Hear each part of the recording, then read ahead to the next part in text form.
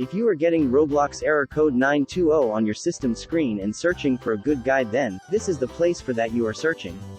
Now, we will not take much time. So, let's begin the process to fix this temporary issue. Method 1. Wait for some times. As a solution to error code 920 on Roblox, you should wait for a while until the developers resume the whole site. When maintenance work undergoes, developers temporarily shut down the whole website, and the players can't connect to the server. So, waiting until the Roblox resume will be a good idea. Additionally, you can also perform some other activities and check if these will help you. Method 2. Check server status.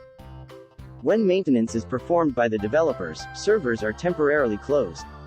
You can get satisfied by checking the server status of Roblox. If many users are facing the same problem, then this should be the cause.